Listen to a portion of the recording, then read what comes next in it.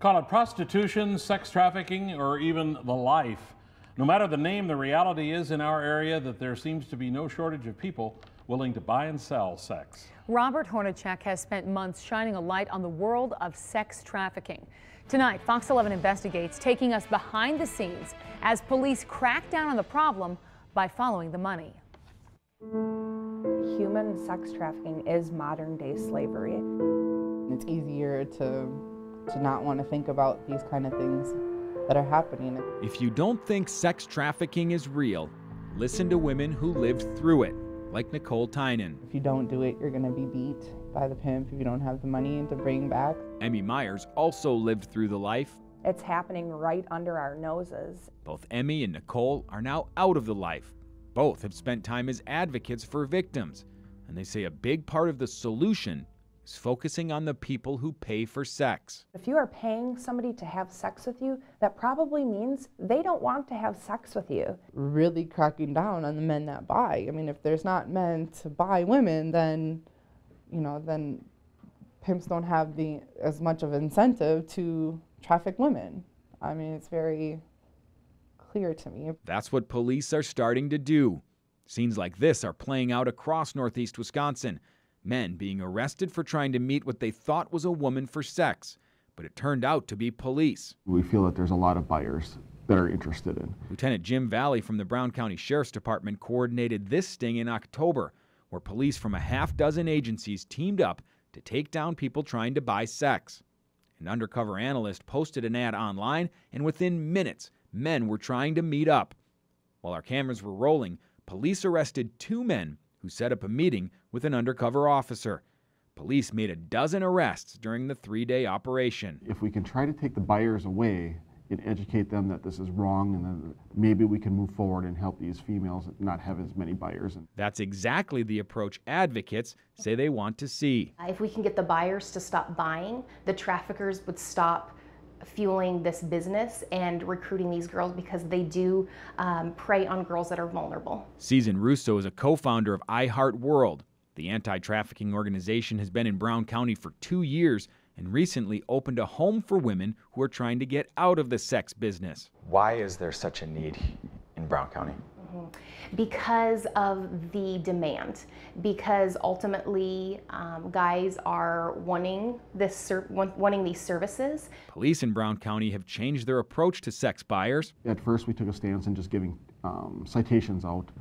We learned that a citation's just a monetary value, and everybody's just willing to pay it and be done, and it's not stopping anything. Now, police are being more aggressive. So we're taking everybody into custody and bringing them to the Brown County Jail. They're being booked in for pandering or prostitution, depending on what the charges are, and they'll later receive a summons to appear in court and appear in front of a judge to face their charges. So far this year, the Brown County Sheriff's Department says it has arrested 70 people for soliciting.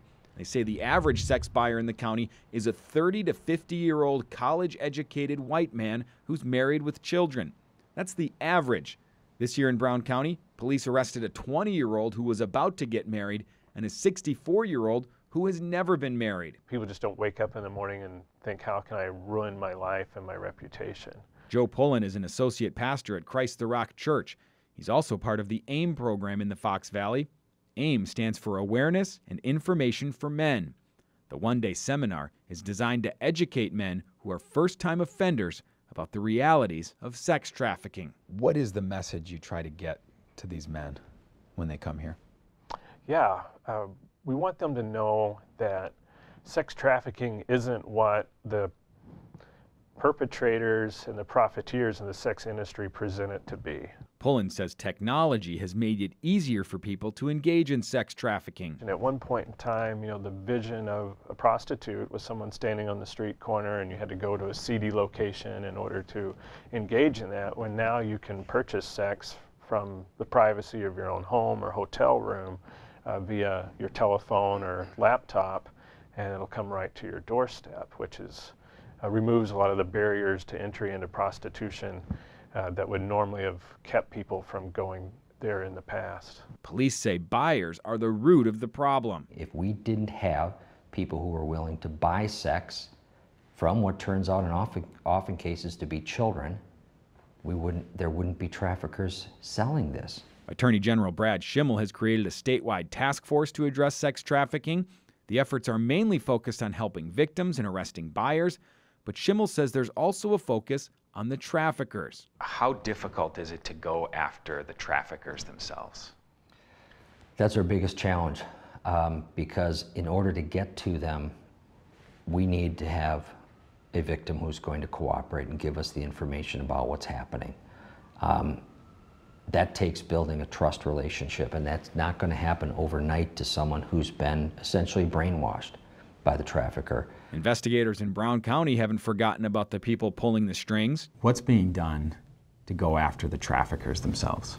We are actually actively going after the traffickers. What we do is we set up, it's no secret, we set up the way we set up to try to get the trafficker. Sergeant Matt Wilson says during a sting, there's a special team dedicated to trying to catch the trafficker. This year, he says the Brown County Sheriff's Department has made 5 arrests for trafficking. And we're trying to get those pimps, but it takes a very deep investigation to get those guys, but we are taking steps to prosecute those guys as well. We have more resources on sex trafficking on our website, fox11online.com.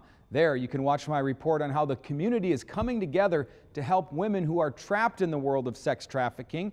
You'll also find some of the warning signs to look for if you suspect someone is involved in sex trafficking, and you can find resources for people who need help. For Fox 11 Investigates, I'm Robert Hornacek.